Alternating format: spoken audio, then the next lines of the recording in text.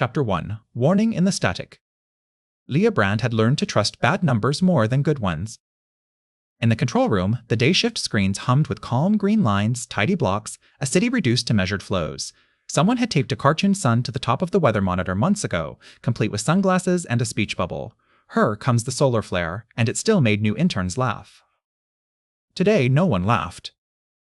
The space weather alert came through in a format that looked too ordinary to carry weight, timestamp, classification, probability bands. A flare, yes. That meant radio trouble, shortwave fading, satellite hiccups, GPS drift.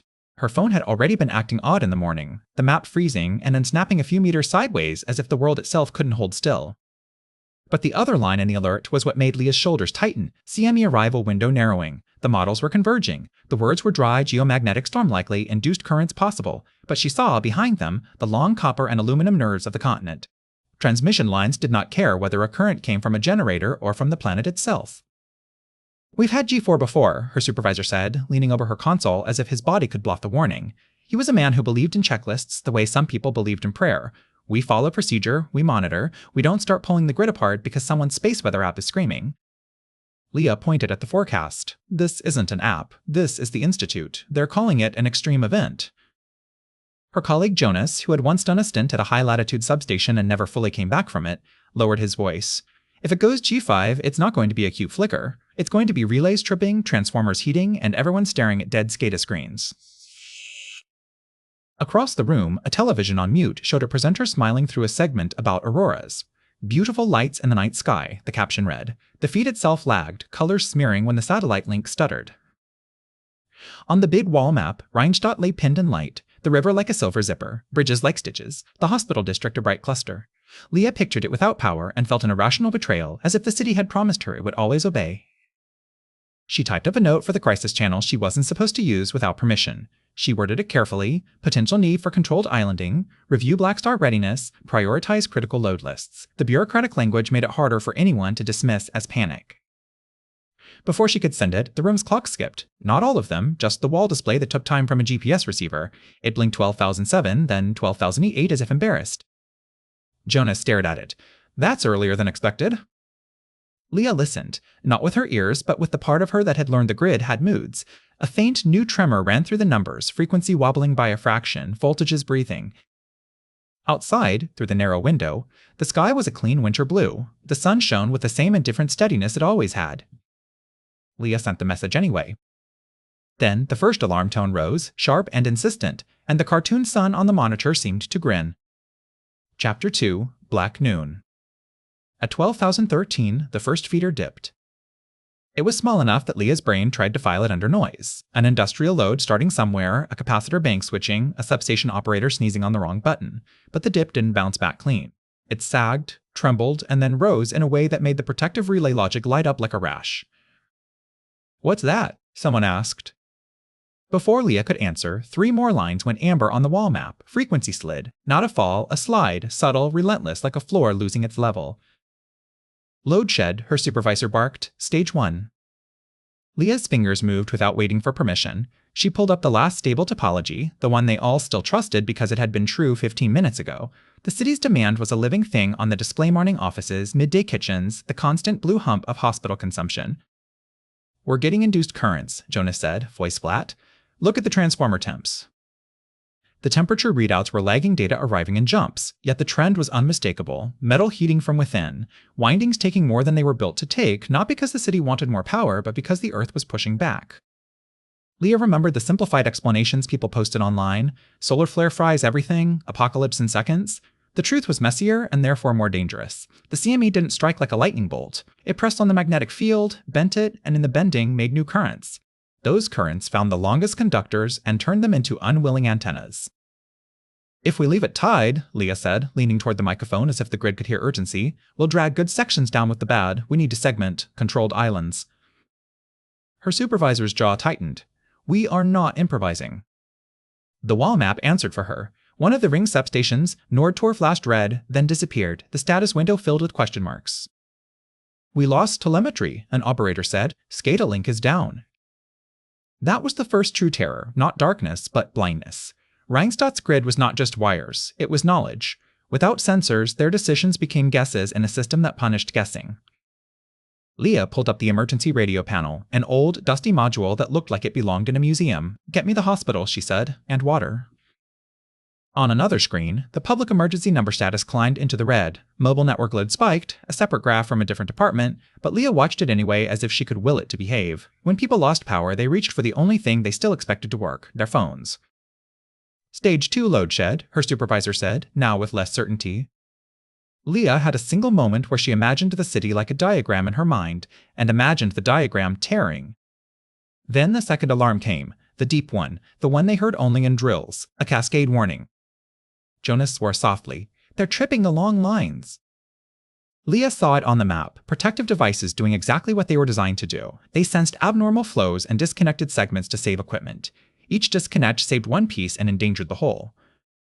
She made a decision she would later replay for years. She authorized a split at the river crossings, severing Rheinstadt's eastern ring from the western feed. It was a hard cut, one that would strand half the city if the west failed, but it might keep the hospital district alive if the east dragged. Her supervisor started to protest. Nordtor's red light returned for a heartbeat, then went black again. A large substation, a key, gone. "Now we're blind," Leah said, and heard her own voice sound too calm. Chapter 3, The Silent Underground. Sem Iden felt the train stop before he understood it had stopped. The deceleration wasn't a smooth glide, it was a controlled panic, brakes biting hard enough that people pitched forward. Someone shouted. A child cried. The lights flickered and then settled into a dim orange emergency strip along the ceiling. The tunnel air changed. The fans that usually pushed coolness through the carriage wound down into a slow whine and then silence. Without them, the space filled with the collective breath of 40 strangers. Sem, still in his paramedic jacket from a shift that had begun like any other, stood and steadied himself. He looked at the conductor through the window at the front. The man's mouth moved, but the intercom was dead. "Okay," Sem said, loud enough for the nearest rows to hear. "Listen, we're going to get out, slowly, no pushing." A woman clutched her phone as if it were a talisman. "There's no signal." "It's the power," someone said. "It's terrorists." "It's the sun," another voice offered, half laughing, half afraid. Sem didn't care which story was true yet. He cared about heat and oxygen and the way panic made humans stupid. He moved down the aisle, checking faces the way he checked patience, color, breath rate, eyes. "If you have asthma, get your inhaler ready," he said. "If you feel faint, sit. Everyone drink water if you have it." A man in a suit stood, trying to force the doors. Sem grabbed his wrist. "Don't. You break that and we can't control it." The conductor finally managed to pry the emergency release, and the door slid open with a groan. Beyond was darkness, the tunnel walls slick with old dust. The track bed dropped into black. "Stay behind me," Sem told the nearest group, and climbed down first. The tunnel smelled of metal and damp concrete. Somewhere ahead, far off, an emergency lamp blinked like a tired eye. Sem shone his phone flashlight, watching the battery percentage tick like a countdown he could not slow. "Where are we?" someone asked. "Between stations," Sem said. "We walked to the next one." The conductor had a hand radio. He held it to his mouth, spoke, listened. Only static answered. People began to murmur, voices rising and overlapping. Sem raised both hands. "Hey, look at me, one line. Keep a hand on the wall if you need balance. We move on my count." They started. After a few minutes, the tunnel grew warmer. Sweat collected under Sem's collar. He heard, under the shuffle of shoes on gravel, a faint scrape that might have been rats or might have been his own imagination, sharpened by the dark. Then the smell came. Smoke, thin but undeniable. Sem stopped. The people behind him bumped into one another. "There's a fire," someone whispered. "Maybe it's just something," another said, already bargaining with reality. Sem breathed in again and felt his stomach tighten. Smoke meant time. Smoke meant a choice between rushing and trampling or moving slowly and suffocating.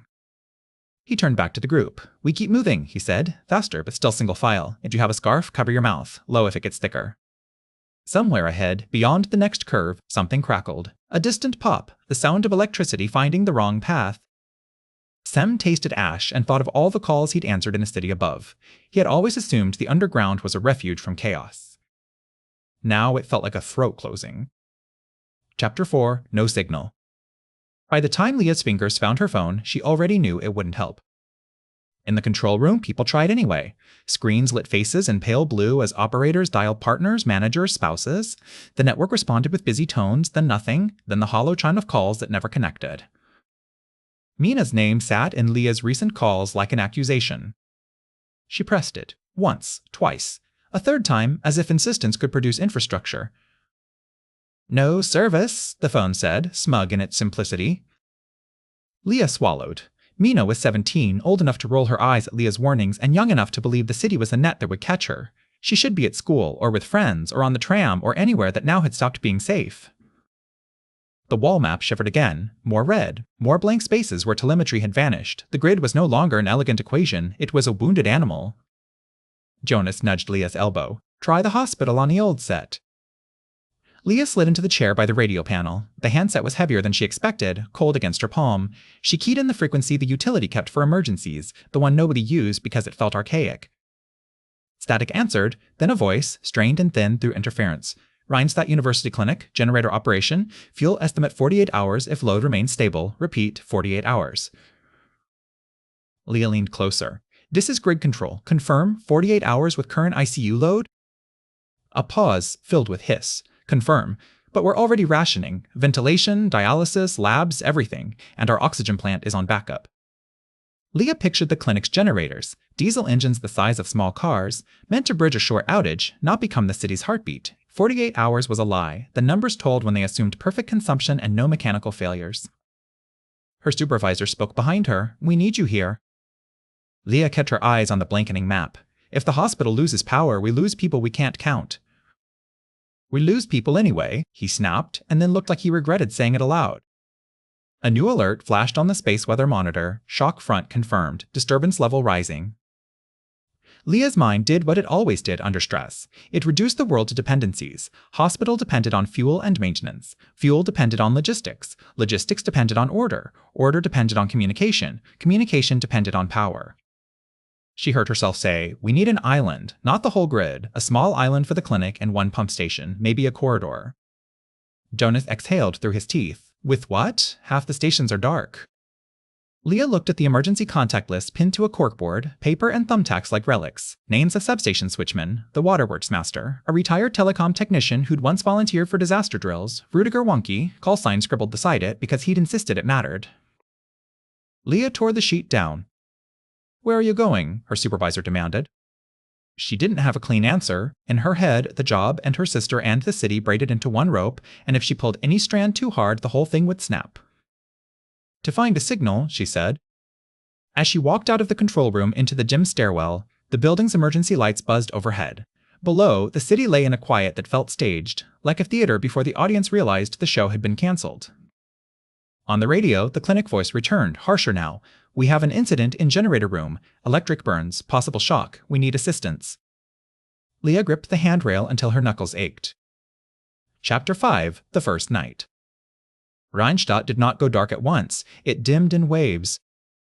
Sem emerged from the subway station into a street full of stalled buses and cars that sat at odd angles like toys dropped by a careless child. The traffic lights were dead, their lenses reflecting the last of the afternoon sun. People stood in the intersections, arms out, trying to direct flows that no longer obeyed. The city's usual sound engines, tram bells, advertisements, distant music had been replaced by human noise, shouting, questions, arguments. A siren wailed somewhere, then cut off abruptly, as if its battery had decided it had done enough. Sem ran toward the university clinic because it was where need always went to gather. At the entrance, security had improvised a gate using metal crowd control barriers. 2 guards stood with flashlights and a list on paper already smudged. I'm EMS, Sem said, flashing his badge. I can help. One guard looked him up and down. We're in lockdown, only staff. I am staff, Sem lied, then hated himself for needing to. Inside, the lobby was lit by generator power that made everything slightly wrong. Lights too bright in some corners, dead in others. The air smelled of disinfectant and sweat. People lay on blankets on the floor, family members crouched beside them with bottles of water as if water were medicine. Dr. Nora Velasquez stood near the triage desk, her hair tied back with a surgical mask strap because rubber bands were already being hoarded. She glanced at Sem and spoke without greeting. Can you carry? We're moving patients up because the elevators are out. He nodded. What's the situation? Our generators are holding, she said, and then the word holding cracked like thin ice. But we're running hot. We can't cool the building properly. We're shutting down everything that isn't critical, which means people will die slower instead of quickly. A nurse pushed past with a portable ventilator, its screen dim. Sem followed them down a corridor where the lights flickered with every heavy load. In the ICU, machines beeped with the insistence of living things. One monitor had been unplugged and plugged back in so many times its socket hung loose. We had someone in the generator room, the nurse said, a maintenance tech, tried to reroute a line when the ATS misbehaved. Sem reached the small treatment bay where 2 orderlies were cutting a burnt jacket off a man whose forearms were blistered and blackened in places. The smell of cooked fabric and skin made Sem's stomach protest. Arc flash, Sem said quietly. The tech's eyes rolled toward him. It went white, he whispered, each word scraped out. Then nothing, then screaming. Dr. Velasquez arrived with a clipboard, wrote something, then looked at Sem like he was another instrument. We need someone to go to waterworks, she said. If the city loses water pressure, we get cholera in a week. In a week, we'll be treating diarrhea with no IV bags. Who's in charge? Sem asked. She laughed once. The sun, apparently.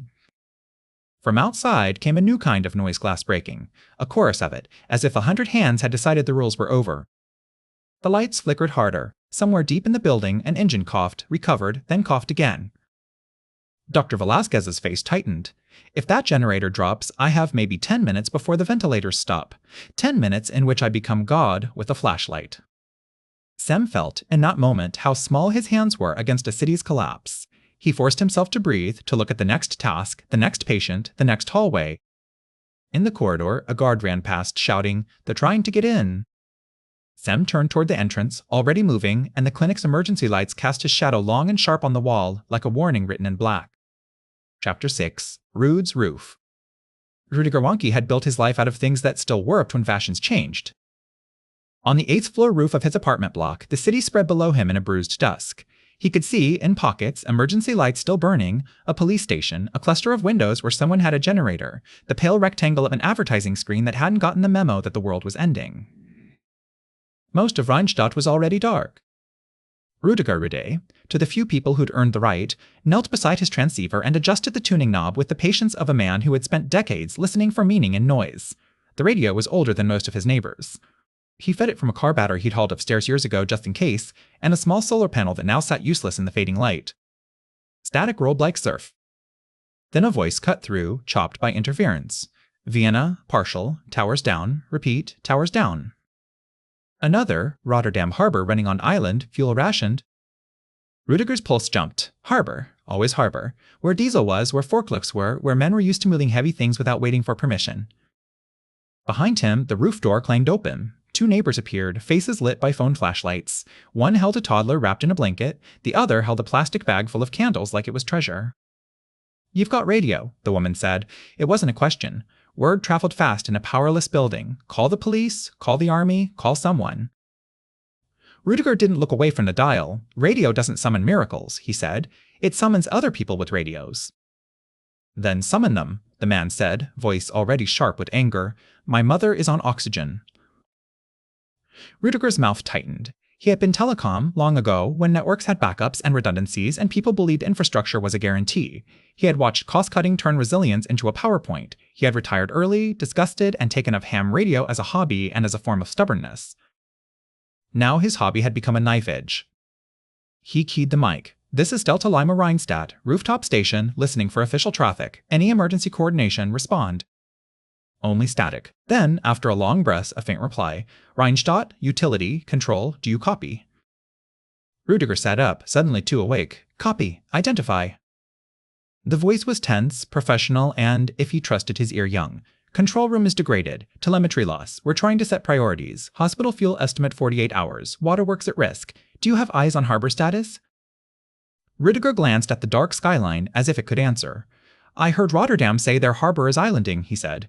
Local Rheinstadt, nothing confirmed. But if anyone has power, it's them.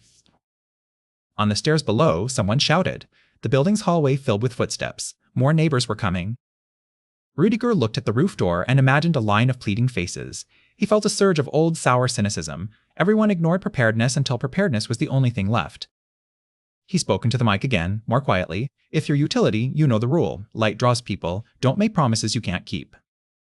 There was a pause. Then, understood, we need a relay, a voice the city will trust when the towers die. Rudiger snorted. Trust is not a frequency. Down on the street, somewhere in the dark, glass shattered and someone screamed. The sound carried oddly in the cold, like the city itself was hollow. Rudiger tightened the strap on his tool bag. He looked at his radio, at the glowing dial, at the one thing in the building that still connected to the wider world. "Tell me where to point this," he said into the mic, "and tell me where you're trying to keep alive." Chapter 7: Control Room Without a Map. By the second hour of the blackout, the control room had become a cave of emergency lighting and bad news. Leah moved between consoles that now showed more blinks than numbers. The SCADA map her city's nervous system had holes where substations should have been, gray rectangles marked COMFAA, IAFA, INMAFAA. The operators filled the gaps with phone calls that didn't go through and radio checks that crackled and died. In the corner, someone had brought out an old paper atlas of transmission corridors, the kind used in training to teach new engineers how to think beyond screens. Leah watched a senior dispatcher trace a line with his finger as if the ink could restore power. Her supervisor hovered near the crisis board, arms crossed. "We wait," he said again, as if repetition made it strategy. "We keep the remaining sections stable. We don't send people out. We don't create islands without confirmation." Confirmation from what? Leah snapped before she could stop herself. From sensors that are down? From a phone network that's dying? From emails no one can receive? The room went still. People didn't like conflict when the system was already fighting them. Jonas slid a printout toward Leah. The Space Weather Institute had pushed an update, one of the few digital messages that had found a path through the chaos. Leah read it, heart sinking. SE second impulse possible. Arrival window, 8:21 hours. A second spike, Jonas murmured. They're not done. Leah imagined transformers already heating, protective relays tired from tripping, operators stretched thin. A second hit would not just repeat the damage, it would land on a system already wounded. She lowered her voice. "We need to pick what we're saving. Hospital, water pump, communication. Everything else is optional." Her supervisor's face hardened. "You don't get to decide what's optional for 2 million people." Leah wanted to tell him that reality had already decided. Instead, she took a breath and did what she had been trained to do. She reduced emotion to plan. She went to the emergency cabinet, the one with the items meant for drills, clipboards, laminated phone trees, paper forms no one filled out anymore. She pulled out a printed list of critical loads, Clinicum, Waterworks, emergency services, and stapled it to a map of the city. On the margin, someone had once written, in thick black marker, "IF digital fails, find Rudy E." Leah stared at it for a second. The name felt absurdly personal amid the official typography. Rudiger Wonky, ham radio, ex-telecom, a man the city had treated like a quaint eccentric. She found the old emergency handset and called the last landline number they had for him. It rang once, twice, then cut to silence. "He's on radio," Jonas said, watching her. Leah nodded, already moving. She grabbed a hard hat from a hook out of habit and a backpack with a spare battery pack, then hesitated at her desk where Mina's last text still sat on the screen from the morning. Take me up after? Plus don't be late." Her throat tightened. She forced herself to write Mina's name on a paper slip and tuck it into her pocket like a charm. "You can't leave," her supervisor said, stepping in front of the exit. Leah met his gaze. "If I stay, I can watch screens go dark. If I leave, I might keep a hospital breathing." He opened his mouth to argue, then closed it. The control room's emergency lights flickered as if the building itself was unsure. Leah pushed past him. In the stairwell, the air smelled faintly of ozone, like a storm had passed through the wiring. At the ground floor doors, she paused and looked out at Rheinstadt, a city that, without its usual glow, seemed both enormous and fragile. On the horizon, a single district still showed a cluster of steady lights, too steady to be candles. The harbor, Leah thought. Above her, unseen, the sun kept throwing invisible hands at the earth. Leah stepped into the dark anyway. Chapter 8: Barter. On the streets, civilization did not collapse. It rearranged. Sem left the clinic through a side entrance with 2 tasks written on a scrap of paper. Find insulin, find batteries. The paper was already creased from Dr. Velasquez folding it and unfolding it as if worrying it could conjure supply. Outside, people moved in clusters, drawn to whatever scraps of order they could find. A supermarket that had managed to close its doors in time had a line of bodies pressed against it, begging, bargaining, threatening. A kiosk owner sold warm soda for coins, then for cigarettes, then for anything that looked useful. Sem walked with his medical bag tied against his hip. It was suddenly a symbol, either of help or of loot, depending on who looked at it. Near a tram stop, someone had set up a blanket on the ground and arranged items like a market, a carton of eggs, a pack of candles, a handful of AA batteries in a plastic cup. A woman held up a phone power bank as if it were gold. 2 liters of water for that, she said, and something sweet. Sem stopped at a pharmacy. The door glass was smashed. Inside, the shelves were stripped with the efficiency of a swarm. On the floor lay a toppled display of cough syrup, sticky and pointless. The refrigerator where insulin had once been kept stood open, empty, its cold gone. he swore under his breath. In an alley behind the pharmacy, he found a man sitting on a crate, shaking. A small boy stood beside him holding an inhaler like it was a weapon. "You okay?" Sem asked, crouching. The man's eyes were too wide. "My wife," he said. "She's in the elevator. In our building. She's been there since noon."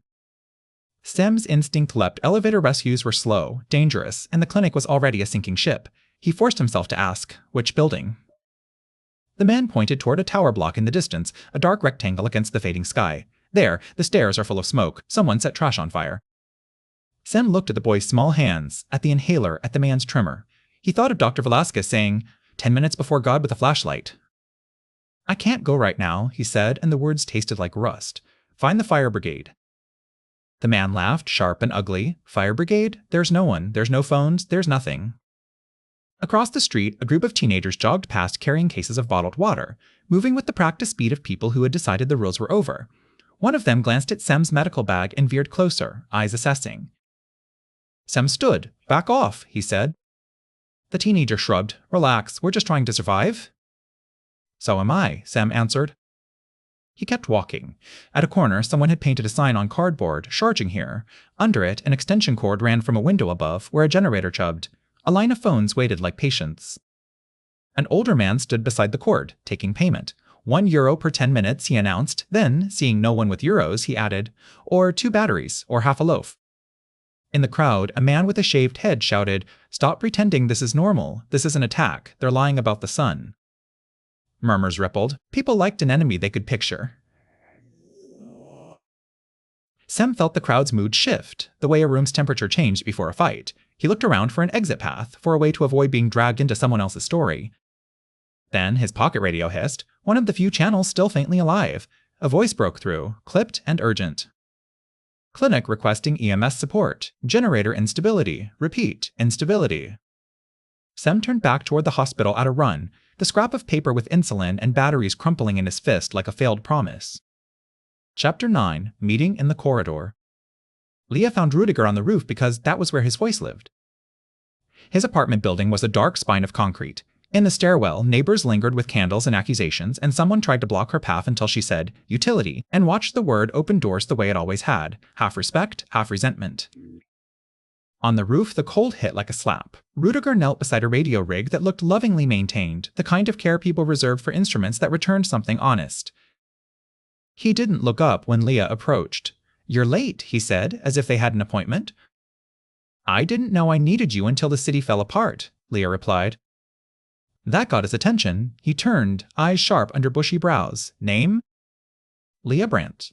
Grid control." He grunted. "I heard you. You sound like someone who still believes in procedure." Leah opened her mouth, then closed it. Procedure had kept her alive in a job where mistakes killed quietly. Procedure was also failing in real time.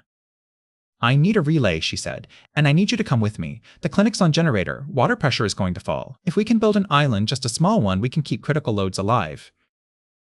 Rudiger's gaze drifted to the skyline. "Light draws people," he said, echoing his own warning. "If you make an island, you make a target." "If we don't," Leah said, "we make a morgue." He studied her for a long beat. Then he stood, joints protesting, and lifted a second bag Leah hadn't noticed. Coils of cable, a handheld transceiver, a folder of paper frequencies. Preparedness as a personality. "Fine," he said, "but if we're doing this, we do it with rules. Call signs, check-in times, no free-for-all." Leah felt a surge of relief so strong it almost hurt. Deal. They reached the university clinic as the sky turned the color of dirty snow. The building glowed in a small halo of generator power, the only bright thing in a radius of blocks. At the entrance, security shouted at a crowd that pressed forward, desperate to get inside the light. Sem burst through a side door at the same time Leah and Rudiger came in, breathless, face streaked with soot. His eyes flicked to Leah's hard hat, to the utility logo, and locked. "Are you the one who can keep this place alive?" he demanded, not politely. "I can try," Leah said. Dr. Velasquez appeared, her expression pinched with exhaustion. "You have 10 minutes, she said. "Then I lose a ventilator circuit." Leah followed her past patients on blankets, past nurses with headlamps, into the mechanical corridor where the generator room vibrated with the thrum of engines. The air was hot and smelled of diesel and metal. "We can't run the whole hospital forever," Leah said, shouting over the noise. "But we can run critical panels, and if we can feed from an external island instead of purely on diesel, we buy time and reduce wear." Dr. Velasquez stared at her. External from where? From whatever still works, Leah said. Harbor, data centers, a substation segment, something. Rudiger lifted his handheld radio. We need information, he said. Not rumors, not screaming, actual status. Sem rubbed his face with one hand. Information won't refill diesel tanks. No, Leah said, but it will tell us who has it. A security officer stepped into the corridor, eyes hard. If you're planning to get fuel, he said, you go to the harbor. But understand this, down there, someone else is in charge now. Outside, the crowd at the entrance surged, and for a moment the hospital lights flickered, as if the building itself flinched. Chapter 10. Bridges. Rheinstadt's bridges had always been arteries. Now they were tourniquets. Leah, Sem, and Rudiger left the clinic before dawn when the streets were still quiet enough to move without being swallowed. Sem carried his medical bag. Leah carried a folder of printed maps and critical load lists. Rudiger carried his radio and a small battery like a heart in his coat pocket. The air smelled of smoke, not from one fire but from many. Trash piles, kitchen accidents, a warehouse somewhere. Without power, people burned what they could to cook and stay warm. The city was turning itself into fuel. As they approached the river, the sound rose, a low roar of voices. The bridge ahead was packed shoulder to shoulder with people, some pushing carts, some dragging suitcases as if fleeing a war, some simply standing because there was nowhere else to go. At the near end, someone had set up a makeshift checkpoint with overturned bikes and a pallet. A man in a reflective vest waved a flashlight. No vehicles, he shouted, only walking. Sem scanned faces. Fear made everyone's eyes the same. We go around, he said. There is no around, Leah replied, looking at the river's black surface. The next bridge was kilometers away. The streets between were a maze of stalled traffic and stalled tempers.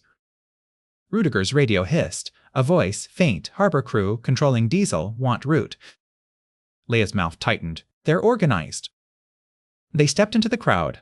Bodies pressed close. Someone's elbow jammed into Leah's ribs. A woman's cart rolled over Sem's boot. Rudiger moved with surprising steadiness, his shoulders squared as if he'd once navigated factory floors like this. Halfway across, Leah saw the smoke column she'd noticed from the control building, thicker now, rising from the district where the data centers clustered near the industrial park. The plume was black, oily, not trash, something bigger. If the data centers are burning, Leah said, that's fuel. Generators, security, people who think they're the last necessary building in the city.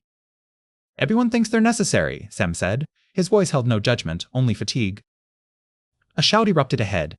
A man grabbed at another's backpack. The backpack owner swung wild. The crowd surged, a living wave. Leah felt herself lifted, pushed. For a second, she couldn't breathe. Sem shoved forward, using his shoulders like wedges. Paramedic, he yelled, and the word did what it always did. It created a small pocket of space, half respect, half fear of being seen as the one who delayed help. They reached the far side of the bridge with their throats tight and their hands shaking. Behind them, the crowd kept flowing, unstoppable. Rudiger looked back and muttered, If you want to control a city, you control its bridges. Ahead, the smoke from the data center district thickened, and somewhere within it an alarm began to wail, thin and lonely, on a battery that did not know it was doomed. Chapter 11. The Kingdom of Generators. The data center district smelled like hot plastic and diesel long before they reached the gates.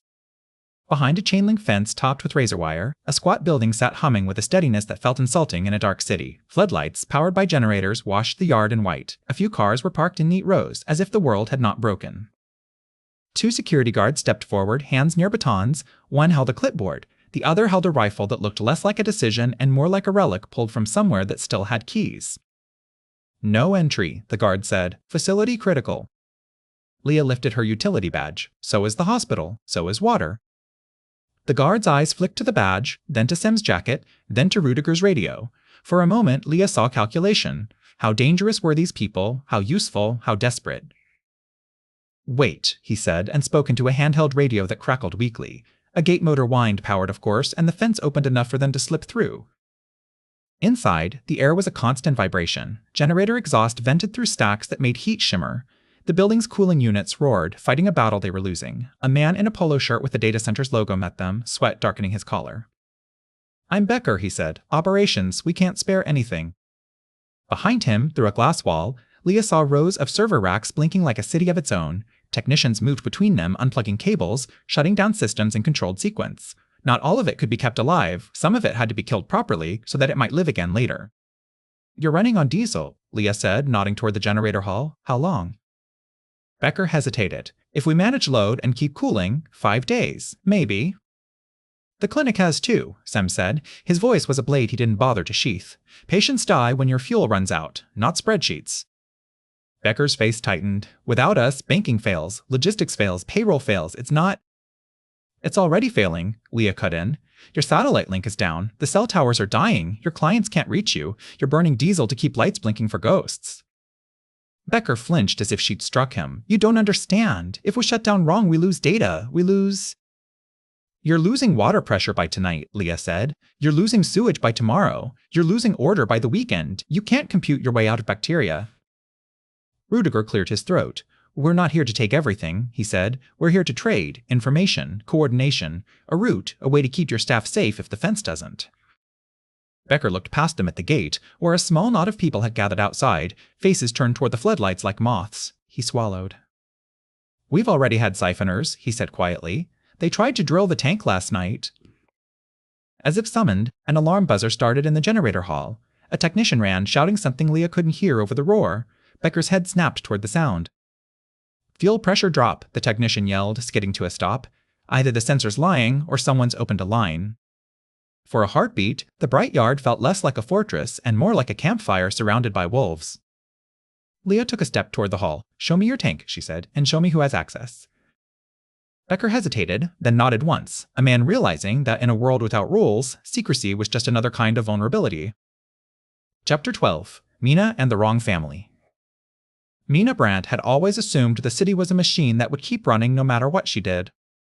When the lights went out in the middle of math class, the first reaction had been laughter. Phones came out. Someone made a joke about the sun. Someone else filmed the darkening hallway. Then the school's backup lights failed too, and the laughter turned into the brittle kind that breaks when you touch it. By afternoon, the teachers had stopped pretending they could manage it. They sent students home in groups. Stick together, they said, as if together was a place. Mina walked with 2 friends until the traffic chaos split them. Cars blocked the crosswalk. People shoved. A man screamed into a phone that wouldn't answer. Mina tried to text Leah. No service. She told herself Leah would find her. Leah always did. But hours passed and the city grew darker, and Mina's faith in grown-up systems began to leak away. Near a community center, a group of adults had set up a table under lantern light. They wore matching armbands, white cloth with a hand-drawn symbol of a house. They looked, from a distance, like a solution. Safe shelter, a woman called. Food, warmth, we're organized. No thieves, no chaos. Mina approached because her feet were cold and her phone was dead, and the streets were full of men who looked at her like she was an opportunity. The woman smiled at Mina, too kindly. We take care of our own, she said. What's your name? Mina, Mina answered, then hesitated and added, My sister works for the utility. The smile sharpened. That's useful. Inside the community center, mattresses lined the gym floor. People sat in circles, whispering. A man with a shaved head stood near the basketball hoop and spoke like he was preaching. They will lie, he said. They will say it's the sun. But power doesn't just disappear. Someone did this. Someone benefits. Mina recognized the rhythm of it. Anger turned into certainty. Certainty turned into belonging. The group called themselves The Hearth. They posted rules on the wall with marker. No stealing. No outsiders after dark. Everyone contributes. Contributing, Mina learned, meant more than chores. It meant reporting rumors, naming neighbors who might have supplies, watching who came and went. It meant choosing the Hearth story over any other. On the second day, the woman who had greeted Mina, Saskia, she said, handed Mina a folded note. You're young, Saskia said. You're fast. You don't look threatening. People will talk to you. Mina unfolded the paper. It was a message written in careful block letters. The hospital has power. They are hiding it. Come to the light for safety. Bring waiter. Bring fuel. Mina's stomach tightened. This is not true, she said, though she didn't know if it was. Saskia's eyes stayed warm. It's persuasive, she corrected, and it's necessary. The clinic will become a monopoly. We can't let one institution decide who lives. They're saving people, Mina said, thinking of Leah's voice when she talked about systems, how everything depended on everything. Saskia placed a hand on Mina's shoulder, gentle as a trap. So are we, she said. You want to be safe, don't you? You want your sister to be safe? Then you help us keep order. Across the gym, the shaved-head man looked up and met Mina's gaze. His expression held a promise and a threat in the same curve. Mina folded the note and slid it into her pocket, feeling the paper burn against her skin like a secret she didn't want. Chapter 13. Waterworks. The pump station was quieter than Leah expected. She had imagined alarms and rushing water and frantic staff. Instead, the building sat by the river like an abandoned warehouse, its yard littered with leaves and a single-stranded work van. The only sound was the distant murmur of the city and, closer, the river's steady movement, unbothered by human collapse. Inside, the air was cold. Without power, the ventilation had stopped, and the smell of oil and damp concrete hung heavy. Leah's flashlight beam slid over control panels, over gauges frozen mid-needle. A woman emerged from the shadows with a wrench in hand. Her hair was pinned back with a metal clip, and her face was tight with sleeplessness. "You're late," she said, echoing Rudiger's words. "Everyone is late." "Leah Brandt," Leah said. "Utility. We need to keep water pressure for at least one district. The clinic will drown in patients if we don't." The woman snorted. "I'm Reuter, Waterworks, and you can't keep water pressure with wishes." She led them past silent pump housings the size of small cars. Sem ran his hand along a pipe, feeling cold metal, imagining what it meant when it went warm with stagnant water. "These pumps need stable power," Reuter said. "Three-phase. Proper start sequence. If you slam a generator on and it's dirty, you cook the motors. If you start all pumps at once, you hammer the pipes. If you stop too long, the pressure drops and we risk backflow, contamination." Leah nodded. This was what she needed, constraints, not panic. "We don't need continuous full pressure," she said. "We need controlled cycles. Keep reservoirs topped. Maintain enough head pressure to prevent backflow. Prioritize a zone." Reuter looked at Leah with grudging interest. "And your power comes from where?" Leah gestured at the river. "Harbor, maybe. Data center district still has generators. Some substations might be safe if we isolate them. A small island." Reuter's eyes narrowed. "You know the problem with islands? Everyone wants on them." "Then we make rules," Rudiger said, "and we communicate them." Reuter took them to a small control room where a paper map of Rheinstadt's water grid hung on the wall. She pointed at districts with a pen. "Here," she said, "if this zone loses pressure, the hospitals in the south won't just lose clean water, they'll get sewage coming back. People don't understand that." "People don't understand most things," Sem muttered. Through a grimy window, Leah saw a tanker truck roll past on the road beyond the station, escorted by two men on motorcycles with headlamps. The tanker's engine sounded steady diesel, not electric. The men rode like they owned the street. Reuter followed Leah's gaze. "Fuel," she said. "Every argument ends there." Rudiger listed his radio. "Harbor crew," he said into it, voice crisp. "This is rooftop station. Confirm tanker movement and intent." Static, then a reply that was more confident than most they'd heard. "Tanker inbound. Harbor authority. We're securing resources. Stay clear unless invited." Leah felt a cold clarity settle. Invitation was just another word for control. Reuter folded her arms. "If you can give me stable power," she said, "I can give you water. If you can't, don't waste my time."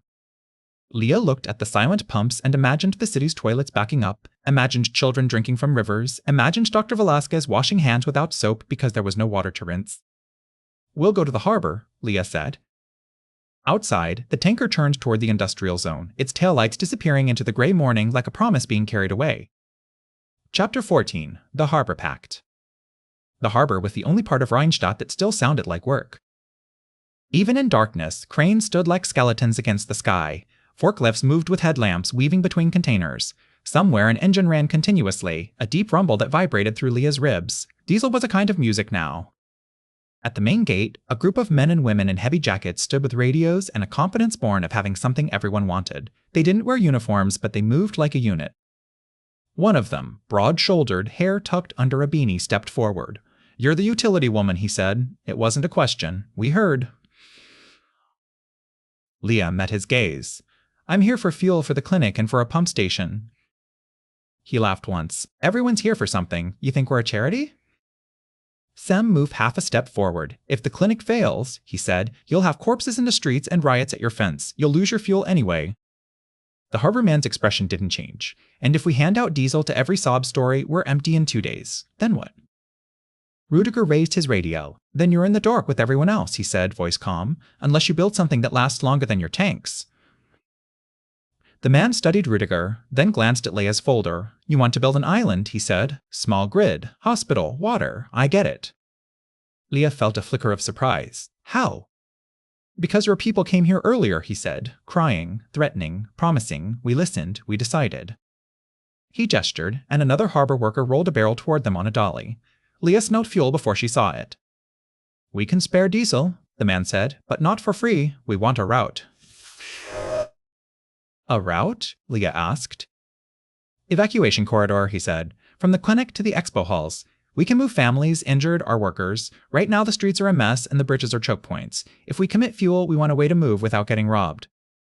Sem exhaled, half relief, half anger. You want to trade diesel for control? The man shrugged. We want to trade diesel for predictability. Same thing. Leah looked past the gate into the harbor yard where the tanker from the pump station now sat, hoses connected. The harbor crew had secured it like a prize. If we build a corridor, Leah said slowly, it can't be your corridor. It has to serve the clinic and the shelters. It has to be transparent. The harbor man's mouth twitched. Transparent, he repeated, amused. You're still speaking like it's normal. Rudiger spoke before Leah could. We can make a protocol, he said. Radio check-ins, posted hours, volunteers from multiple groups, rotating watch. If you try to own it, you'll get stabbed in your sleep. The harbor man's amusement faded into something like respect. Name's Hakan, he said, and you're right, ownership is expensive. He extended a hand. Leah hesitated, then shook it. His grip was hard and calloused. We'll give you enough diesel for 48 hours of clinic operation, Hakan said, plus a share for the pump station, if you can actually power it. In return, you help us create a corridor and keep it from becoming a slaughterhouse. Leah thought of her supervisor's voice. You don't get to decide what's optional. She thought of Mina, somewhere in the dark. She thought of the crowd pressing at the clinic doors. Deal, Leah said. Hakan nodded once. Then you start today, he said, because tonight the city will learn what darkness does to people. Chapter 15, The Corridor. They drew the corridor on paper because that was all they had. In a conference room at the clinic, windows taped against imagined riots, Leah spread maps across the table. Sem marked bottlenecks with a pen, narrow streets, a bridge ramp, a tunnel underpass that would become a trap in the dark. Rudiger wrote call signs beside key intersections, assigning volunteers like pieces on a board. Dr. Velasquez watched them with the wary attention of someone who knew plans were a kind of comfort. You can't light a street without turning it into a beacon, she said. We don't need to light everything, Leah replied. We need checkpoints, a chain of visible points people can aim for. We keep the rest dark. Darkness is insulation. Sem looked up. Tell that to the people who think the dark is punishment. Rudiger's radio crackled. Rooftop station to corridor team, he said into it. We have reports of barricades near Hafenstrafe, group demanding tolls. Sem swore softly. Already. They went out in daylight with a small crew, 2 harbor workers, 3 clinic security guards, a handful of neighbors who had shown up because someone promised order. They carried reflective vests, flashlights, and printed signs that read clinic route and shelter route, as if signage could create legitimacy. At the first intersection, a group of men had dragged a car into the road. They stood around it with sticks and the kind of swagger people adopted when no one was watching them anymore. No passing, one of them said. We keep our street safe. Safe for who? Sem asked, stepping forward. For us, the man said, as if it were obvious. Leah watched the man's hands. No guns. That was something. She looked at the harbor workers. They stood with shoulders squared, not threatening, but not afraid. A balance of deterrence. Rudiger held up a laminated sheet. This corridor is for patients and evacuees, he said. It's not a shopping street. You block it. You block ambulances. The man spat. There are no ambulances. As if on cue, a battered clinic van rolled into view, its headlights dim, 2 volunteers pushing it because the battery was dying. A woman lay in the back, wrapped in blankets, her breath audible even from the street. Sem climbed onto the car barricade and looked at the gathered faces. You want to be safe? He shouted. Then let this pass. Let the next one pass. Because when your kid gets sick from bad water, you'll be begging for this route. For a moment, the street was silent except for the woman's labored breathing. The man's swagger faltered. He glanced at his companions, at the watching neighbors in windows, at the harbor workers who had not moved. Slowly, he stepped aside. The others followed. The van rolled through. Leah exhaled, realizing she'd been holding her breath. Later, as they marked the last checkpoint near the expo halls, a vast, dark complex that could swallow thousands, Rudiger's radio caught a new transmission, stronger than the rest. To all stations, this is Regional Command outside Rheinstadt, the voice said, clipped and official. We are assembling resources. Entry to the city is not guaranteed. Repeat, not guaranteed. Maintain local order. Sem looked at Leah. Not guaranteed, he repeated, disbelief and anger mingling. Leah stared at the dark expo halls and imagined them filled with bodies, with whispers, with rumors. The city would not be rescued from outside. Not quickly, not cleanly. Behind them, the clinic's generator hum deepened, and for a moment, the sound felt like a countdown. Chapter 16, The Night of Generators. Diesel arrived like salvation and left like a question. The harbor crew brought it in barrels and jerry cans, moved to the clinic's back entrance under guard, and watched every drop as if it were blood. Leah didn't blame them. In a city without power, fuel was the closest thing to law. Leah stood in the generator room with a mechanic from facilities, both of them sweating in the heat. The engines roared in staggered rhythm, each one taking a share of the load. On paper, it was redundant. In reality, it was a chain where any weak link could snap. "Filters?" Leah shouted. The mechanic held up an oil filter, black with grime. "We're out," he yelled back. "We can clean this one, but that's not ideal." Not ideal was the polite term for catastrophic. In the ICU, Dr. Velasquez had become an accountant of breath. She walked from bed to bed with a list of devices and the wattage next to each, crossing out what could be turned off, arguing with nurses who begged to keep a warming blanket for an elderly man who shook uncontrollably. "If I keep the blanket," a nurse said, voice breaking, "he lives." "If I keep the blanket," Dr. Velasquez answered, "and the generator trips, 5 others die, don't ask me to choose was my heart." Leah hated that she understood the math. Sem moved through the ward like a tide, lifting patients upstairs, checking IV lines, calming families. He found himself saying "later" so often it began to sound like a lie. At midnight, the first generator began to cough. It wasn't dramatic, just a stutter in the vibration, a change in pitch. Leah felt it through her shoes before she saw it on the gauge. Oil pressure dipping, exhaust darkening. "Load share to Unit 2, the mechanic shouted, hands already on the switch. "Now." Leah ran to the control panel, heart hammering. The automatic transfer system had already been stressed by the day's chaos. It didn't like ambiguity. If it hesitated, even for a second, the ICU monitors would go black. "Manual," Leah said. Her hands moved with a steadiness she didn't feel. She had never planned to do this in a hospital basement, under the roar of engines, with lives counted in minutes. The mechanic drew the lever. The lights in the corridor outside flickered once, twice, then steadied. From somewhere above, a scream rose. Leah sprinted upstairs, taking steps 2 at a time. In the ICU, a nurse stood over a child with a ventilator, her headlamp shaking. The ventilator screen was dim, then blank. "We lost that circuit," the nurse shouted. "He's not breathing." Dr. Velasquez pushed in, already reaching for a manual bag. "Bag him," she ordered, voice razor sharp. "Now." Sem was there too, hands on the child's chest, eyes locked on the nurse's rhythm. Leah looked at the dead outlet, at the extension cord snaking like vines, at the desperate improvisation that had replaced design. She pictured the hospital's electrical panels, the critical bus, the way the loads had been redistributed in panic. "Which panel feeds this?" she demanded. No one answered because no one knew. Leah swallowed hard. Fuel had bought time, it hadn't bought understanding, and without understanding, time was just a longer way to die. In the generator room below, another engine coughed, deeper this time, as if echoing her thought. Chapter 7. The Switchman. By morning, Leah had a plan that was half engineering and half scavenger hunt. They couldn't keep the clinic alive on diesel alone. Even if the harbor kept its word, and Leah had learned not to bet lives on other people's ethics, the generators would fail from heat, from bad fuel, from missing parts. The only way to reduce wear was to feed the clinic from a stable island with real switchgear and managed load, using generators as support instead of a single point of failure. That meant touching the grid.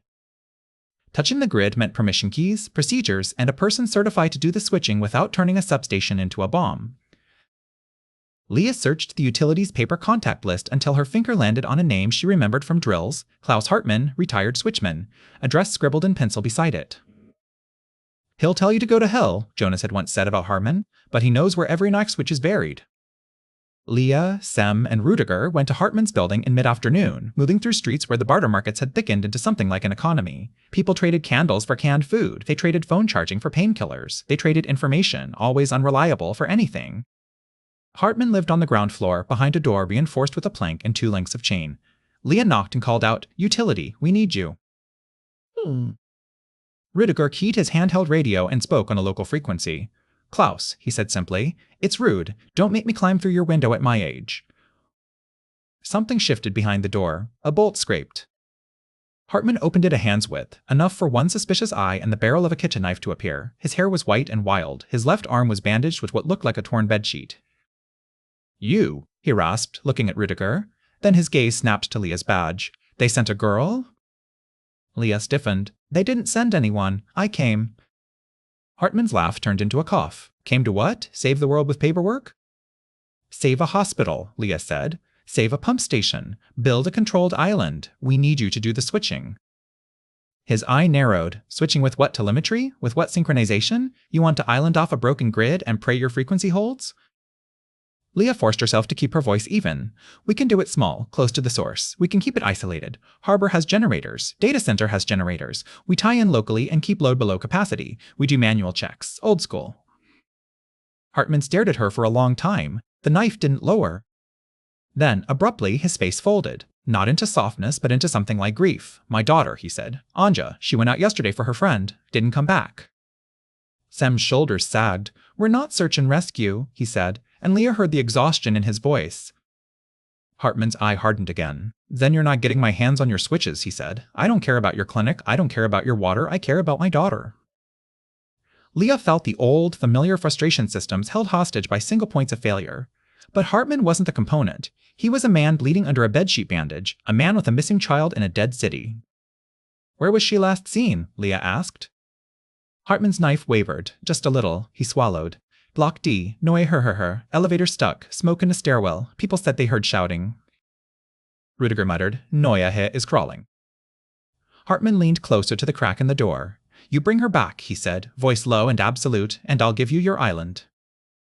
Behind Leah's ribs, fear and anger fought for space. She thought of the ICU child being bagged by hand. She thought of sewage backing up. She thought of Mina, somewhere unseen.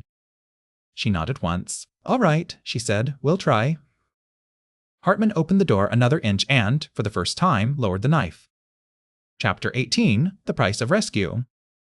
Noyer Tower had been designed for convenience. In the blackout, it became a trap. The building loomed over the street like a dark cliff. Its lobby doors were propped open with a fire extinguisher. Inside, the air was stale, trapped without ventilation. The elevator panel sat dead and useless, its buttons reflecting Sem's flashlight beam like blind eyes. They could hear voices above, shouts, arguments, the occasional thud of something dropped down a stairwell. Anja, Hartman called from outside, voice breaking through his usual hardness. He had insisted on coming, despite his bandaged arm.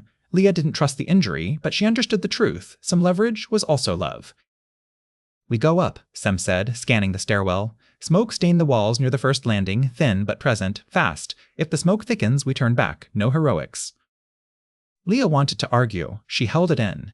Sem's no heroics was not cowardice, it was math again. They climbed.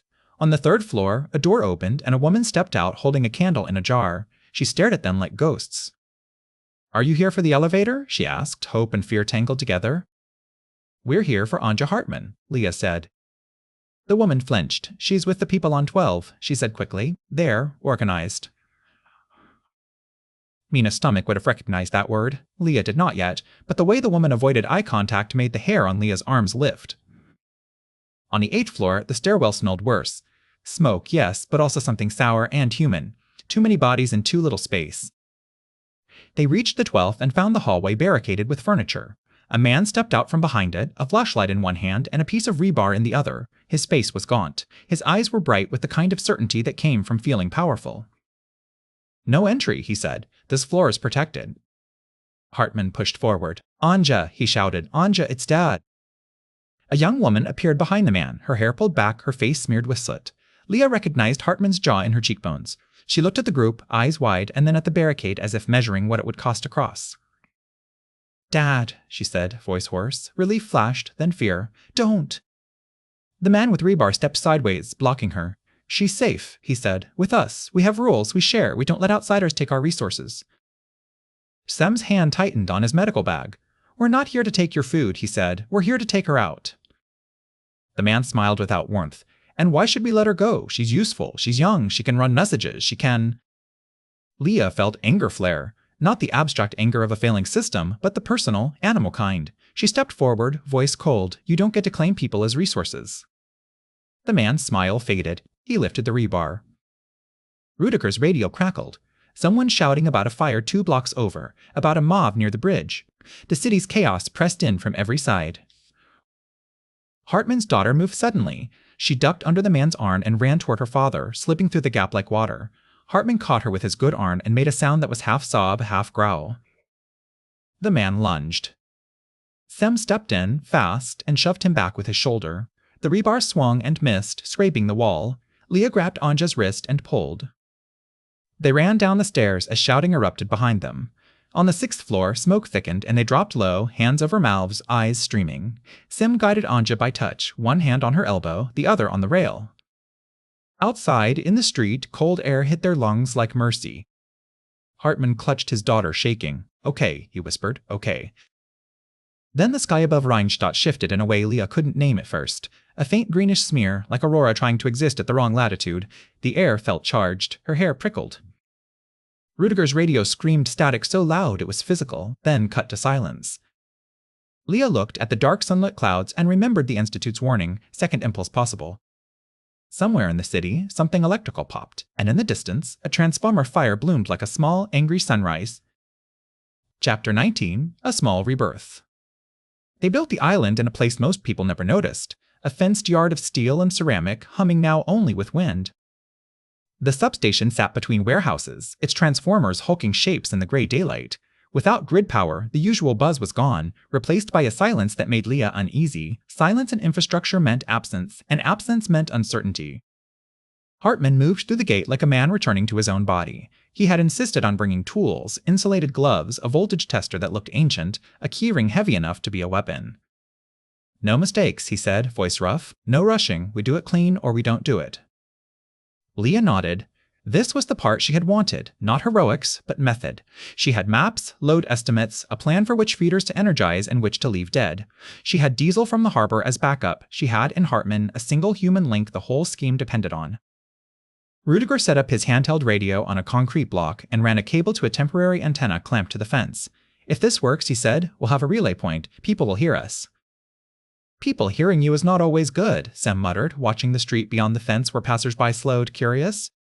They connected the harbor's generator trailer to the substation's auxiliary input, an ugly adaptation, temporary but possible. Hartman checked phase, checked voltage, checked again. Leah held her breath every time his tester beeped. We isolate, Hartman said, and moved to a switch. He opened it with a deliberate motion, cutting the substation off from the dead upstream lines. Now we're not feeding the broken grid. Leah felt the significance like a weight. An island was not a reconnection, it was a declaration of separation. Energize Feeder 1, Hartman said. Leah pictured the line on her map, clinic district, corridor checkpoints, a small portion of the waterworks zone. Do it, she said. Hartman closed the switch. For a heartbeat, nothing happened. Then the generator's pitch changed as load hit. The substation's instruments woke. A faint hum returned, so low Leah felt it more than heard it. Rudiger's radio lit up. Rooftop station to all, he said, voice suddenly steady with awe. We have power in segment West 3. Repeat, West 3 is live, limited. Do not approach the clinic unless urgent. Leo wanted to laugh at the absurdity, a city reduced to calling out which tiny segment still breathed. They drove back toward the clinic along streets where a few street lamps now glowed at intersections like cautious fireflies. People emerged from doorways, faces tilted up, disbelief turning into hunger. At the clinic, the corridor checkpoints flickered on, one, then the next. The hospital's light steadied, no longer tied only to its own struggling engines. In the generator room, the mechanic stared at the panel readouts and whispered, "We're sharing load." Dr. Velasquez sagged against a wall, eyes closing for a second as if she could finally exhale. Outside, the crowd at the entrance noticed the change at once. Light spilled onto the steps, and bodies pressed forward, drawn by the oldest instinct, go to warmth. Someone shouted, "They have power." Another voice, louder, raw with desperation, "Take it, they're hiding it." Leah felt the island's fragility like glass in her hands. She had built a lifeboat, and now the ocean of people was surging toward it. Chapter 20, The Human Storm. The clinic doors became a shoreline. Sem stood at the top of the steps with 2 security guards and a handful of volunteers in reflective vests. Behind the glass, the lobby was crowded with patients and families. Ahead, the street was crowded with everyone else.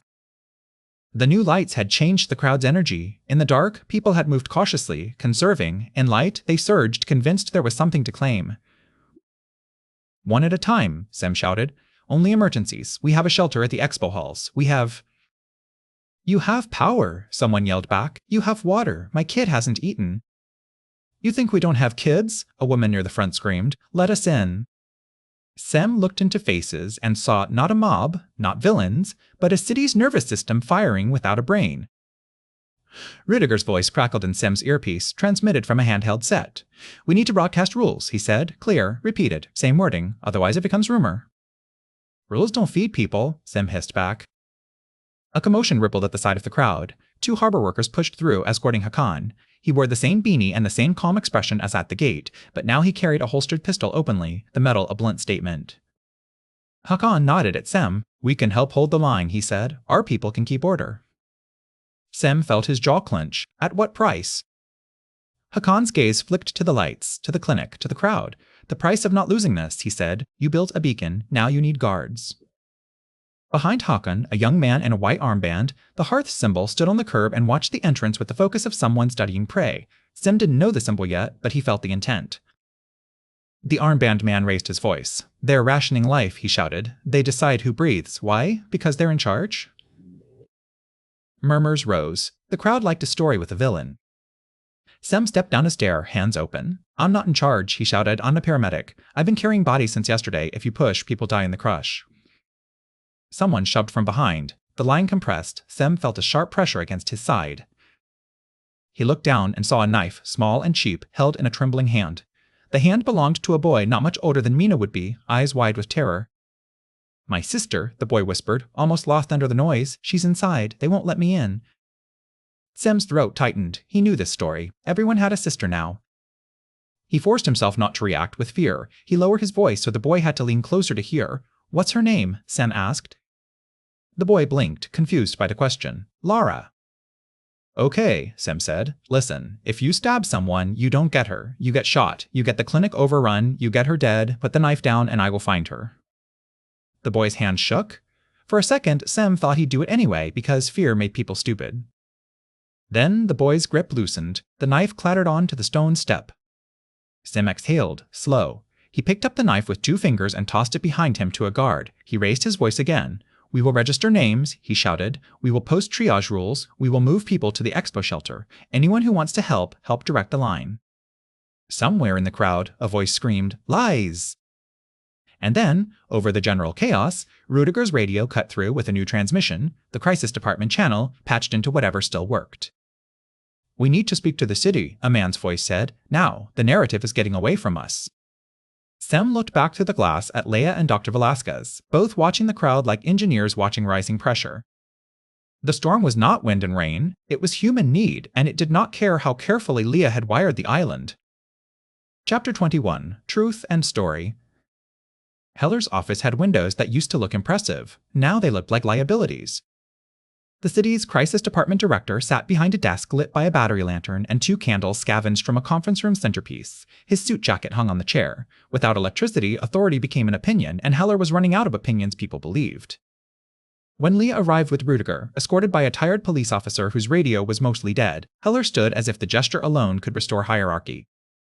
"Brandt," he said, "you're the one who made the lights." Leia didn't correct him. She didn't have time to explain that the lights were borrowed from Diesel and Discipline. "We made a small island," she said. "Limited. Hospital and waterworks. Corridor." Heller's gaze flicked to Rudiger's radio. "And you," he said, wary. "You're the one who can talk to the city." Rudiger nodded once. "Talk, yes. Control, no." Heller took a breath, then leaned forward. "We need a message. People think it's an attack. There are rumors of foreign agents, EMPs, poison. They're forming groups. They're doing what humans do when systems go silent," Leia said. Heller's mouth tightened. "Then make the system speak." They drafted the statement on paper. Leia insisted on accuracy because lies did not become true just because they were calming. Rudiger insisted on simplicity because truth that sounded like a lecture would be rejected. In the end, Heller spoke into Rudiger's microphone with a voice made steady by practice. "This is the city of Rheinstadt Crisis Department," he said. "We are experiencing a major geomagnetic storm triggered by solar activity. This is not a conventional attack. Power loss is widespread and repairs will take time. Mobile networks may fail. Do not rely on internet or GPS." Leia watched his face as he said, "Not an attack," and wondered how many people would hear it as evidence of an attack. Heller continued. "Conserve fuel. Use water sparingly. If your district has low pressure, treat tap water as unsafe unless boiled. Report fires to local stations if possible. For shelter, proceed to the expo halls if you can do so safely. Do not approach the university clinic unless you have a medical emergency." Rudiger keyed the transmitter and repeated the message on multiple frequencies, scheduling it for regular replay. The rhythm mattered, repetition became reliability. When they finished, Heller rubbed his eyes. "That will calm them," he said, sounding as if he needed to believe it. Rudiger's expression was grim. "It will calm some," he said, "and it will give others a target. Now they know where the voice is coming from." As if to prove him right, a new transmission broke through on Rudiger's Set Harbor channel, urgent. "Convoy is moving," Hakon's voice said. "Fuel to clinic and pump station. We're at the West Bridge ramp and it's blocked. Barricades, people with fire. We need a clear path." Leah's stomach dropped. The bridge again. Always the bridge. Outside the window, the city lay in a patchwork, a few streets lit, most black, smoke rising in thin columns like unanswered prayers. Heller looked at Leah. "If that convoy burns," he said, "your island dies." Leah stood. "Then we go," she said, and heard how thin certainty sounded without power behind it. Chapter 22. Bridge Fire. The West Bridge was a throat clogged with anger. Leah reached the ramp with Sam and a handful of volunteers, moving fast along the corridor they'd mapped. The street lamps at checkpoints still glowed, but beyond them the city was black, and in that black people gathered around flames like it was the only honest light left. Ahead, a barricade burned, pallets, trash bags, the shell of a scooter. The heat made the air wobble. Behind the fire, the fuel truck sat at an angle, boxed in by stalled cars and bodies. Men banged on its side with fists and sticks, shouting for diesel as if shouting could open metal. Hakan stood near the cab with 2 harbor workers, trying to hold the line without starting a war. His face was tight, controlled. "We can't push through," he said when he saw Leia. "If we fire, it's over. If we don't, they'll drain us." Sem scanned the crowd for the edge of panic, the moment when people stopped being individuals. He saw it building in the way shoulders pressed, in the way eyes fixed on the truck as if it were salvation itself. Leah lifted a megaphone someone had found in a school closet. Her voice came out hoarse. "This fuel is for the clinic and the pump station," she shouted. "If you take it now, your water will fail, your sewage will back up, you will get sick." Someone in the crowd screamed back, "We're sick already!" A bottle arced through the air and shattered near the truck, flame licking at spilled liquid. The smell of gasoline-wrong fuel, someone's stash mixed with diesel's heavier tang. Rudiger's voice crackled in Leah's earpiece. "Pump station pressure is dropping," he said. "Reuter says if it falls below threshold, we risk backflow. She's asking for priority power to restart cycle." Leah looked at the burning barricade, at the fuel truck trapped, at the invisible lines of dependency like threads through a needle's eye. If the pump station failed, water would turn from scarce to dangerous. If the clinic lost power, patients would die immediately. Her island could not carry both at full demand. Not continuously, not with one generator trailer and a stressed substation. "We can cycle," Leah said into the radio, thinking out loud. "We can cut non-critical clinic loads for 20 minutes, feed the pump station to restore pressure, then switch back." "If you brown out the ICU," Sem said, hearing her, "you kill someone." Dr. Velasquez's voice cut in. Someone had put her on the channel. "If you don't feed the pump station," she said, crisp as a scalpel, "you kill many later. Do it, but tell me when. I'll prepare." Leah closed her eyes for half a heartbeat. Then she nodded. "Hartman," she said, and the switchman, standing near the substation van, met her gaze and understood what she was asking. He moved without argument. As the island load shifted, some of the checkpoint street lamps dimmed. Inside the clinic, lights would flicker. In the pump station, motors would wake and push water uphill, buying pressure like time. On the bridge, the crowd saw the lights change and misread it immediately. "They're cutting us off," someone shouted. The surge hit the fuel truck like a wave. Hands grabbed at hoses. Someone climbed onto the trailer. Hakan swore and shoved them back, and for the first time his hand went to his holster not to draw, but because he needed the reminder that force still existed. A tongue of flame reached the barricade's edge and licked toward the truck. Leah felt her throat tighten. She could do all the right calculations and still lose to one match. Chapter 23. The Map Redrawn. After the bridge, no one believed in abundance anymore. They managed to save the fuel truck barely by emptying half its load into portable containers under guard and rerouting the rest through side streets at walking pace. It was inefficient, slow, humiliating. It was also the only way not to set a city on fire. Back at the clinic, Leah met Reuter from the waterworks in the corridor room that had become their war table. Reuter looked like she hadn't slept in days, her hands stained with grease. "We got pressure back," Reuter said, "for now, but if people start filling bathtubs again because they saw lights, I can't hold it." Leah nodded. "We post schedules," she said, "pumping cycles, water collection windows. We tell people where to go and when." "They'll hate you," Sem said, sinking into a chair. "They already hate someone," Leah replied. "At least let it be for a reason." Heller arrived with 2 aides carrying folders of paper like shields. "The city council wants the downtown district lit," he said without preamble. "They think it will calm the population." Leah stared at him. "Downtown is a vanity project," she said. "If I feed it, I overload the island. The clinic dies. The pumps die." Heller's jaw tightened. If downtown is dark, people think we've abandoned them. We have abandoned them, Leah said, then regretted the cruelty. She softened her voice. Not by choice, by physics. Rudiger, sitting in the corner with his radio, spoke without looking up. Tell them the truth, he said. Tell them the lights are limited. Tell them where to get water. Repetition beats spectacle. Heller looked like he wanted to argue, then rubbed his forehead. Fine, he said. But you'll need more guards. Groups are gathering around lit areas. One group in particular, the Hearth, has been distributing notes. They claim the clinic is hoarding power. Leah's stomach tightened. Mina's note, the folded paper burning in a pocket. As if summoned by the name, a commotion erupted at the clinic entrance. Sem stood up so fast his chair toppled. In the lobby, Leah saw a teenager pushed through the crowd, face pale, hair tangled. Mina. For a second, Leah couldn't move. Then Mina saw her and ran, stumbling into Leah's arms with a sob that was more anger than relief. I tried, Mina gasped. I couldn't reach you. There's a group. They said they'd keep me safe. They lied. Leah held her, feeling the sharp bones of her sister's shoulders through a too-thin jacket. You're here, Leah whispered. They followed me, Mina choked out, pulling back. Her eyes darted toward the glass doors. Outside, a line of people stood with white armbands, faces set, carrying signs and sticks. At the front was the shaved-head man Mina had seen in the gym, his gaze fixed on the clinic like a claim. He raised his voice so it carried through the doors. We want representation, he shouted. We want oversight. This island belongs to the people. Sem moved to the door beside the security guards, shoulders tense. Hakan's harbor workers shifted their stance. Leah looked at the armbands, at Mina's shaking hands, and felt a thick understanding. The island had not just drawn the desperate, it had drawn those who wanted to turn desperation into authority. Rudiger's radio crackled, low and ominous. Multiple stations report gatherings moving toward the expo halls, he said. This is becoming organized. Leah tightened her grip on Mina's hand. Then we organize faster, she said, and knew the words were a prayer as much as a plan. Chapter 24, A Deal Without Heroes. The expo halls were built for crowds. Now the crowds built them into a city. Inside the vast main hall, hundreds of people lay on blankets between trade show booths that still advertised vacations and kitchen appliances. Volunteers had taped handwritten signs to poles, waiter here, medical triage, lost children.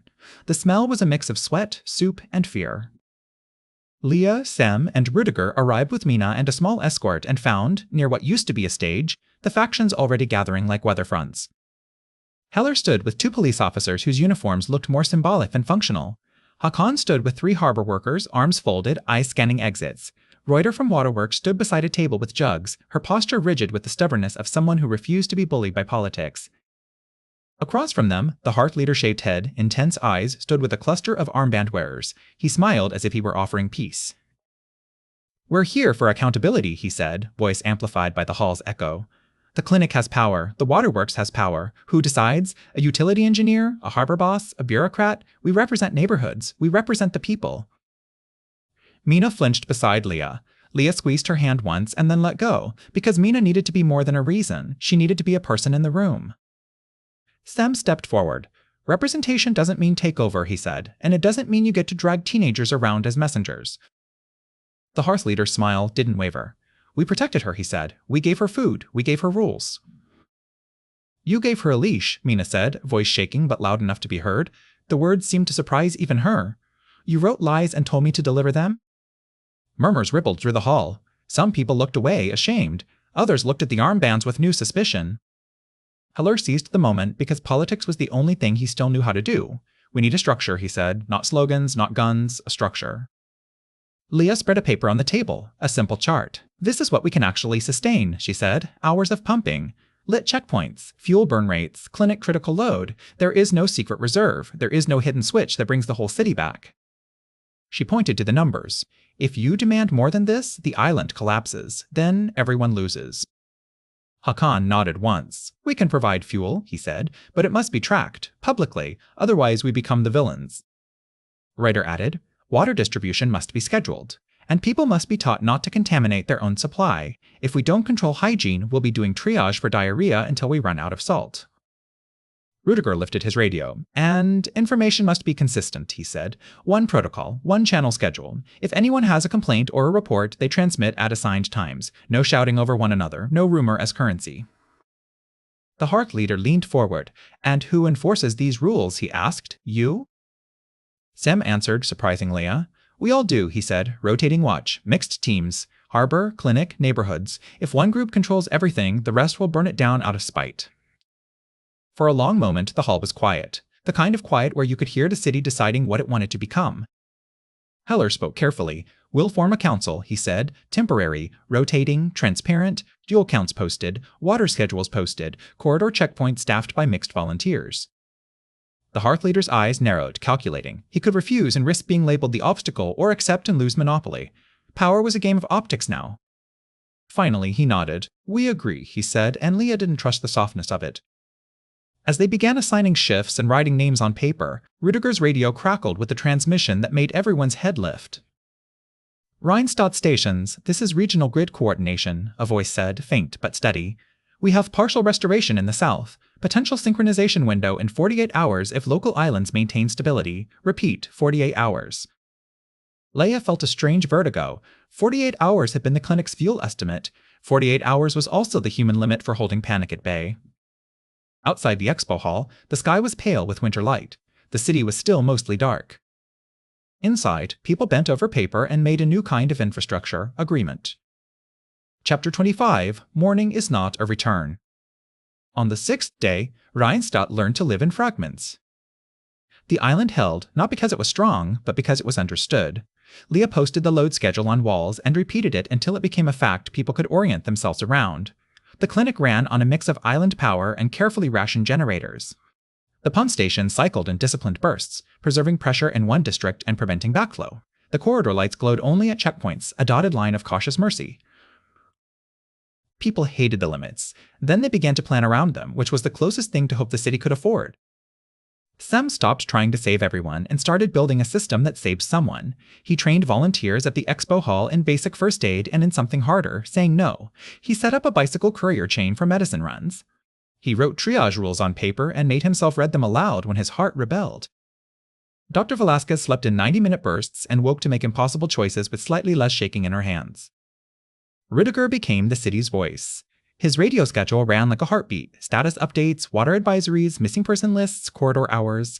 Sometimes he broke his own cynicism and let hope slip into his tone, careful not to turn it into a promise. Mina refused to go back to the hearth. Instead, she joined a group of neighbors who cooked soup in the courtyard of her apartment block and walked it to the elderly who couldn't climb stairs. When Leah found her there one afternoon, Mina didn't look like a child anymore. She looked like someone who had discovered that safety was made, not granted. Hakon's harbor crew delivered fuel under escort and accepted oversight with grim practicality. They complained loudly and complied anyway, because they understood that legitimacy was cheaper than bullets. Heller recorded radio statements that grew less polished and more honest. People began to recognize his voice not as a guarantee, but as a signal that someone was still counting. On the 8th day, 2 days after the promised window, the regional coordination voice returned, stronger. Synchronization was possible, they said. Not full power, not everywhere, but enough to begin knitting islands together. It would take weeks, months, transformer replacements hauled in from other countries. The world beyond Rheinstadt was a patchwork too. Some regions dim, some recovering, all struggling to trade when satellites and supply chains were wounded. Leia stood at the substation fence with Hartman, watching the instruments. When the frequency held steady for a full minute, Hartman let out a breath like he'd been holding it since the day he retired. You did it, he said, grudging and sincere. We did a small thing, Leah replied. We kept a few people alive long enough for bigger systems to catch up. Hartman nodded once. That's all it ever is, he said. Small things. That night, as the city's islands glowed faintly against the dark, Rudiger's radio hissed with a familiar kind of warning. A new bulletin from the Space Weather Institute, delayed but readable. Possible further solar activity. Monitoring continues. Rudiger looked at Leah across the substation yard, his face lined by lantern light. The sun doesn't care, he said softly. Leah listened to the distant hum of generators and the nearer sounds of people moving, adapting, arguing, living. She thought of the city as a map of dependencies and as a collection of names. Morning was coming. It would not be a return.